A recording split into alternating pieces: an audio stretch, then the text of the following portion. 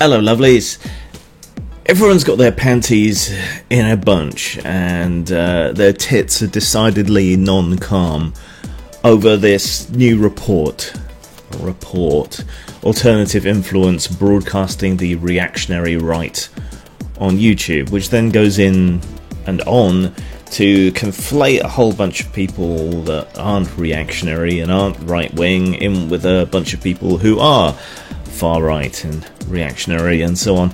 The irony is that terms like reactionary are losing all meaning. It tends to refer to someone who is conservative, and a lot of the people on here aren't conservative, and a lot of the kind of people who are going to swallow what's said in this report wholesale are conservative, albeit with a small c. Yeah, outrage and disgust tends to be more common amongst conservatively minded people, but that kind of conservatism now seems perhaps even more rife on the left than it is necessarily on the right, and this is an example of that. This is the kind of instinct that drives moral panics and similar issues, unfortunately. So should we be worried about this? Probably yes, but it's not exactly the end of the world, and there's a whole lot of room between mere incompetence and the kind of conspiracy theories about George Soros and whatever else that people are bandying about, which will only cement in people's minds the idea that this actually struck the target in describing people as paranoid, right-wing, reactionary lunatics. But when you've got someone like Jeff Holiday named in the same report as someone like Richard Spencer, something has gone horribly wrong. What's really caught everyone's attention is this spooky-ass relationship map that names everybody and puts them all together on all kinds of different lines and links and so on, and kind of implies that there's this web of right-wing crazy people just kind of lurking there on YouTube, all influencing each other and forming this block. As it actually happens, you'll find a much wider variety of opinion and position taking on YouTube than you will in the mainstream media. So, what went wrong? How does this map come together? How do these mistakes get made? Well, what seems to have driven it is that the metric that is being used is whether people have appeared on each other's shows. So whether someone's had guests on their show from these others, and then the more guests that you've had, the stronger your influence on this map. The thing is, it doesn't make any real distinction whatsoever.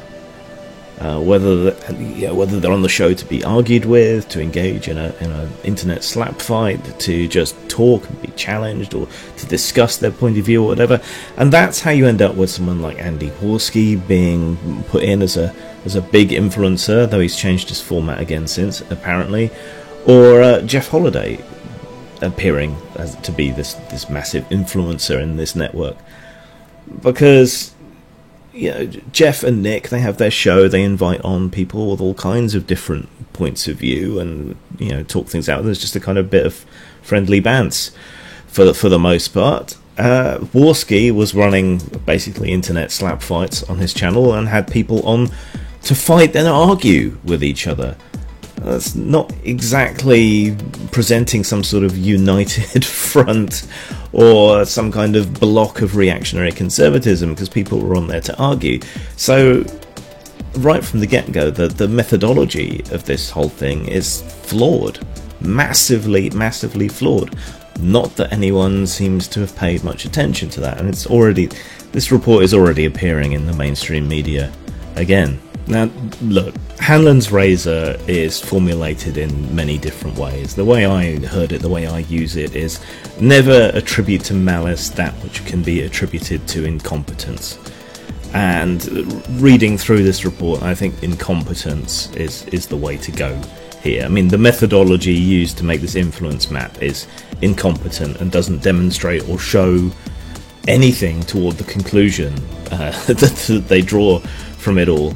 Also, a lot of the things that they criticize the political commentariat on YouTube for, these are just things you have to do to survive and make a living on YouTube, or in media in general. You know, clickbait, controversy, strategic controversy, you know, getting in fights with other personalities and so on, generating news or buzz around it. You know, all the things that I don't do, which is why my channel is so woefully unsuccessful for the most part.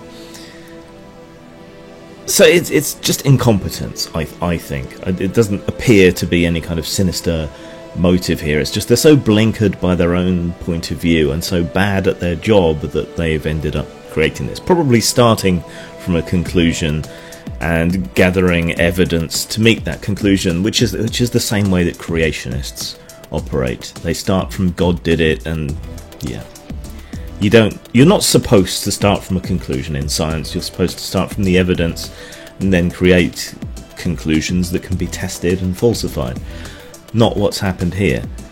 You know, their incompetence doesn't mean that other people can't use this report for malicious reasons. I mean, we all knew it wasn't going to stop with Alex Jones, who probably should have been censored to some degree, because many of the things he did meet the harm principle. Inspiring and encouraging harassment, violent talk, anti-vaccination stuff, you know, things that can actually cause harm. But they're not going to stop there at all. I mean, The Guardian's already done a report on this and so forth. I want to move on to something else related, but one thing that really stood out to me from this report was that they had the relationship between the rise of alternative media and the mainstream media backwards. They were blaming the YouTube commentariat for creating a distrust and even hatred for the mainstream media, rather than the poor actions, poor reporting, poor conduct, lack of ethics and so on in the mainstream media, creating a hunger and a desire for the YouTube, you know, commentary culture, the community that exists. You know, this community sprang up and strengthened because the mainstream media is so incompetent and dishonest and clickbaity and so on. And it's not just the right that sprung up on this. I mean, you can look at Dave Pacman, Carl Kalinske, the Young Turks, who are a massive media presence on YouTube. Yeah, the same reasons, the same incompetence and problems in the mainstream media are what's led to their rise and their importance and so on YouTube.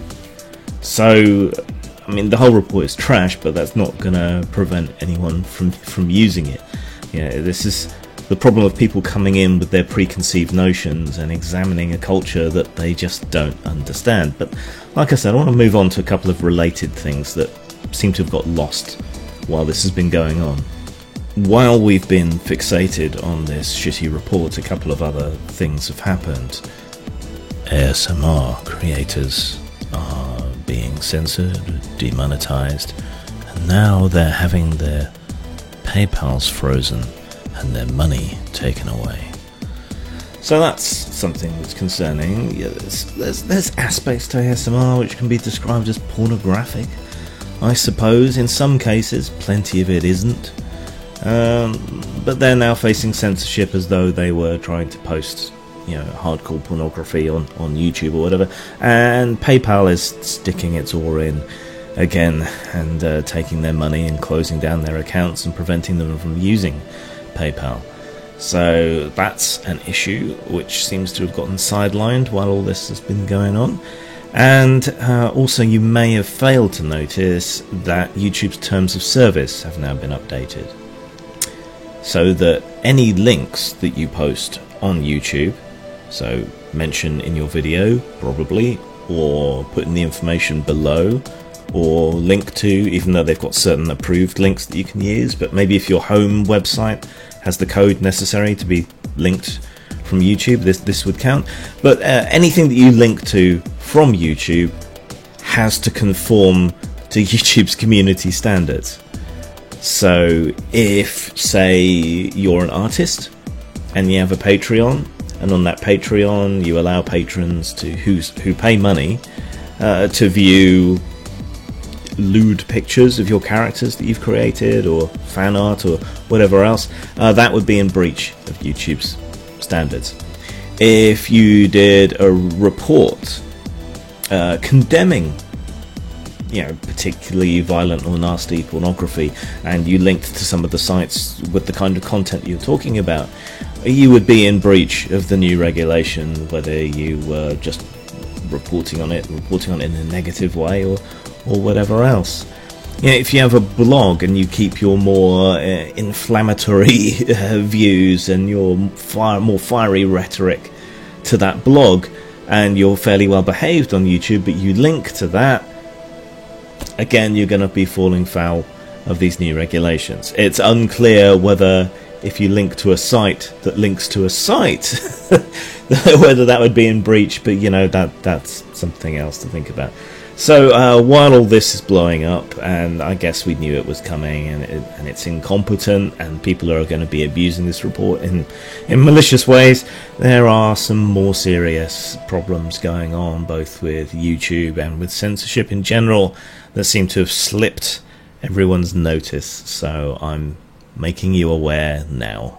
Go and investigate for yourselves. That's the best thing I think any of us can encourage, is for people to nullius in verba, take nobody's word for it, look into things for yourself and figure out what's going on. Zang. Why can't I feel empathy? Well, watch me play the women I just wrong made. Well, give me just one more drink. This is horrible what happened today. See, I don't like I have, okay, like a lot of you, I hate a lot, but I hate with style and creativity.